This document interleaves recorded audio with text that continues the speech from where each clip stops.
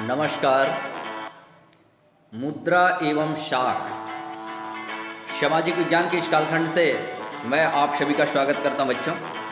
और आइए आज हम जानने का प्रयास करें कि आखिर शाख क्या है। इस पाठ में हम पढ़ रहे हैं मुद्रा एवं शाख।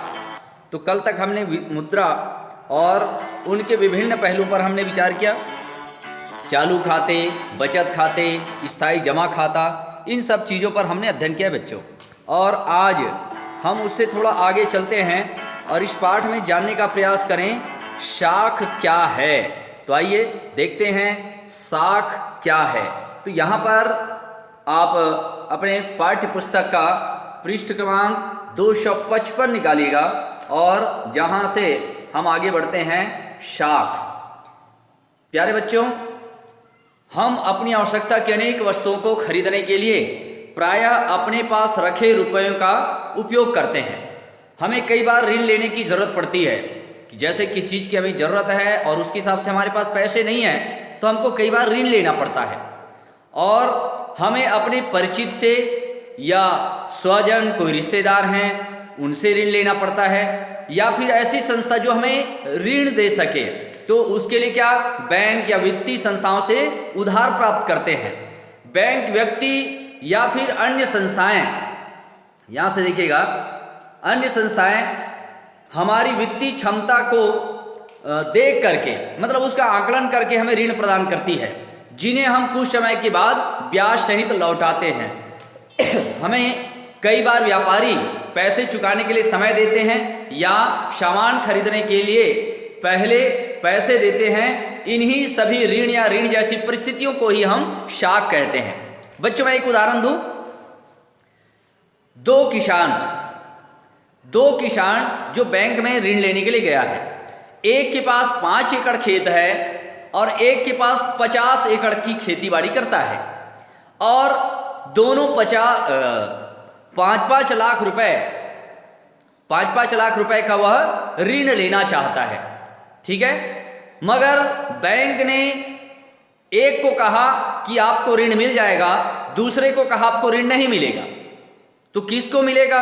बोले जिसका 50 एकड़ की खेती बाड़ी है उसको मैं 5 लाख का ऋण दे सकता हूं, मगर जिसका 5 एकड़ का है खेत है उसे मैं 5 लाख ऋण नहीं दे सकता। अब ऐसा क्यों? बस यही बात को समझना है।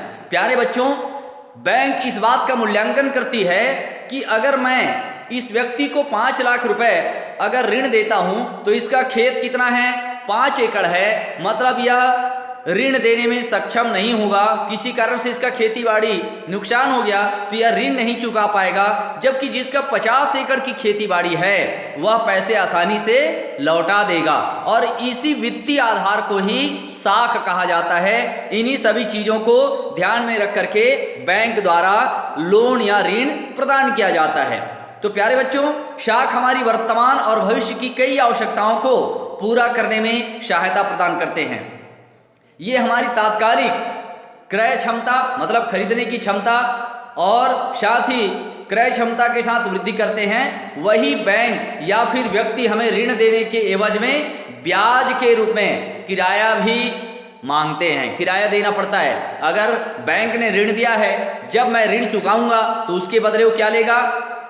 वो मूलधन तो लेगा ही, मगर उसके साथ साथ वो ब्याज भी लेता है।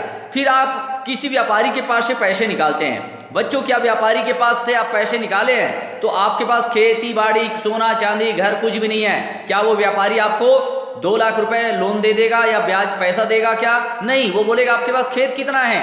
माने आपका कुछ ना कुछ वित्तीय आधार होना आवश्यक है। इसी आधार पर ऋण का लेन देन चलता है। वहीं दुकानदार की कुछ चीजें बाजार में ग्राहकों को ऋण सुविधा देने पर भी बिक जाती है। यह व्यवस्था ग्राहक और दुकानदार दोनों के लिए तात्कालिक हित साधने में सहायक होते हैं। आइए हम एक उदाहरण से समझने का प्रयास करें। प्यारे बच्चों, सुरेश एक कामकाजी है ना, उसे मासिक वेतन मिलता है, परंतु उसकी आय है वह सीमित है और वो एक घर बनाना चाहता है, मगर उसकी आमदनी कम है। तो उसने क्या किया? उसने बैंक से अपनी मकान बनाने के लिए शर्तों के साथ ऋण ले लिया और सुरेश ने बैंक से ऋण लेकर के अपना मकान बनाया। मकान तो बन गया, भवन निर्माण सामग्री विक्रेता, कारीगर, सभी वस्तुओं और सेवाओं की बिक्री बढ़ती गई। इससे समग्र रूप से आय स्तर में वृद्धि हुई और सुरेश का मकान भी बन गया। मगर बच्चों, जब तक के उसका मकान का पैसा वो चुकता नहीं कर देगा, तब तक क्या होगा, वह मकान सरकार के पास मान के चलिए वह गिरवी के रूप में रहेगा और बंधक के रूप में रहेगा। जब उसका ऋण चुकता हो जाएगा तब क्या होगा, वह उसका मकान या उसका जो संपत्ति है वह बंधन से मुक्त हो जाएगा। यहाँ पर ऋण क्या हो रहा है भैया बहनों, यहाँ पर सकारात्मक भूमिका निभा रही है। मतलब ऋण लेने से उसको फायदा हुआ और उसका मकान का निर्माण हो गया। इस ऋण की सुविधा एक और हमें आवश्यकता आय संपत्तियों में वृद्धि के अवसर प्रदान करती है, तो वहीं दूसरे पहलू और भी है भैया बहनों। कई बार ऋण लेना बड़ा बोझ हो जाता है और यह ऋण कई बार ऋण जाल में भी जकड़ देता है।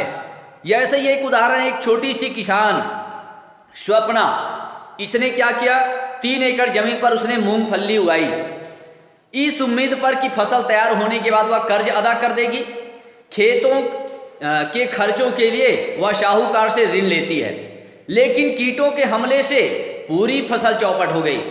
यद्यपि स्वप्ना फसल पर महंगी कीटनाशक दवाई छिड़कती है, फिर भी उससे कोई खास फर्क नहीं पड़ा और वह साहूकार को पैसा लौटाने में असफल हो गई। और साल के अंदर यह ऋण बड़ी रकम बन गया क्योंकि वो पैसा चुका नहीं पा रही है। अगले साल फिर इसी उम्मीद में कि आने वाले साल में मैं फिर से मेहनत करूंगी और फिर से फसल उगा करके पूरा पैसा मैं लौटा दूंगी। अगले साल स्वप्ना खेती के लिए दोबारा उधार लेती है। इस साल फसल तो हुई मगर कैसा, सामान्य, बहुत ज़्यादा फायदा नहीं हुआ, लेकिन इतनी कमाई नहीं हुई कि वह इस साल का भी और पिछले साल का ऋण वापस चुका सके। वह कर्ज के जाल में फंस गई। अब उसे ऋण को चुकाने के लिए अपनी जमीन का भी कुछ हिस्सा बेचना पड़ गया, क्योंकि 2 साल का ऋण उसे चुकाना है भैया बहनों। स्वप्ना के मामले में फसल बर्बाद हो जाने से उसकी ऋण अदायगी असंभव हो गई, वह असफल हो गई। उसे कर्ज उतारने के लिए अपनी जमीन का कुछ हिस्सा बेचना पड़ा। ऋण ने स्वप्ना की कमाई को बढ़ाने की बजाय उसकी स्थिति को बदतर कर दी। इसे आम भाषा में कर्ज जाल कहा जाता है। मतलब स्वप्ना यहाँ क्या हो गई, कर्ज के जाल में फंस गई। पहले साल सोची कि इस साल नहीं हुआ तो मैं दूसरे साल कर्ज लेकर के फिर से फसल उगाने का प्रयास करूंगी, मगर फसल का उत्पादन प्यारे भैया बहनों ज़्यादा नहीं हुआ और इतना नहीं हुआ कि वह दोनों साल का कर्ज चुका सके। अंत में उसे अपना जमीन बेचना पड़ गया और इस तरीके से वह कर्ज में डूब गई। इसे कर्ज जाल कहते हैं। प्यारे बच्चों, यहाँ पर ऋण ने नकारात्मक भूमिका निभाई है। एक तरफ ऋण से एक को फायदा हो गया तो दूसरे तरफ एक ऋण में पूरी तरह फंस गया, कर्ज में डूब गया, बल्कि उसकी आर्थिक स्थिति पूरी तरह चौपट हो गई और उसका लाइफ बर्बाद हो गया। तो इस तरीके से ऋण कहीं सकारात्मक तो कहीं नकारात्मक भूमिका निभाती है। इस पूरी प्रक्रिया को हम शाख कहते हैं। आज के कालखंड में इतना ही बच्चों, आगे और चर्चा करेंगे। कर्ज जाल क्या है, इसके क्या क्या दुष्परिणाम और देखने को मिलेंगे। अगले कालखंड में मिलते हैं। धन्यवाद।